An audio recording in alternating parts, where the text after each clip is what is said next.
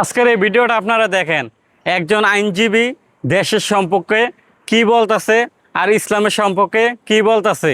সম্পূর্ণ ভিডিওটা দেখেন।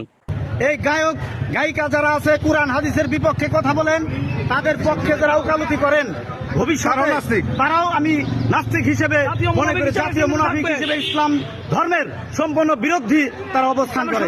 সুতরাং আপনাদেরকে বলতে চাই যে আপনারা সঠিক পথে থাকুন এবং কোরআন হাদিসের মধ্যে থাকুন, এবং এই কোরআন হাদিসের বিপক্ষে যারা থাকবে তাদের পক্ষে পুরো মুসলমান সম্প্রদায় এবং মুসলমানরা থাকতে পারেন। আপনাদেরকে ঘৃণা করি আমরা আইনজীবী সমিতি। এই আজকের যে রায়টা হলো আমাদের ধর্মপ্রাণ মুসলমান ধর্মপ্রিয় বাংলাদেশের মানুষ সবাই খুশি। দেখেন, একজন আইনজীবী সে দেশের ভালো চাইতেছে, ইসলামের ভালো চাইতেছে। আজকে আমাদের দেশে 95% মুসলিম, অথচ আমাদের দেশে মুসলমানদের বিরুদ্ধে শুধু রাজনীতি করে আর দলের ক্ষমতা কীভাবে যেতে পারবে সেটা নিয়ে তারা চেষ্টা করে।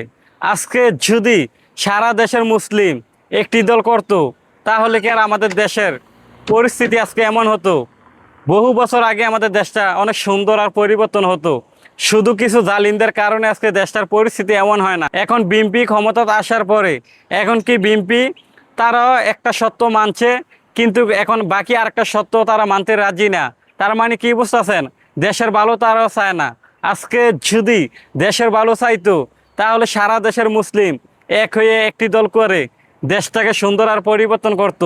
শুধু কিছু দল করে মানুষে টাকা খাওয়ার জন্য, আর কিছু না। এই দেশটার ভালো চায় না। আপনি যদি একজন মুসলিম হন আর মুসলিম হয়ে যদি আপনি দেশের চিন্তা করেন বা আপনার ছেলে সন্তানদের ভবিষ্যতের চিন্তা করেন, এই দেশটাকে শুধু একজন আর দুইজন কখনোই ভালো আর পরিস্থিতি সুন্দর করতে পারবে না। সারা দেশের মুসলিম এক হলে এই দেশটাকে সুন্দর করা আর পরিবর্তন করা সম্ভব। আপনারা সবাই এগিয়ে আসেন, আপনারা দেখেন যারা ভালো কাজ করে তাদের কাছে এসে পড়েন, দেশটাকে সুন্দর করেন, পরিবর্তন করেন। ধন্যবাদ।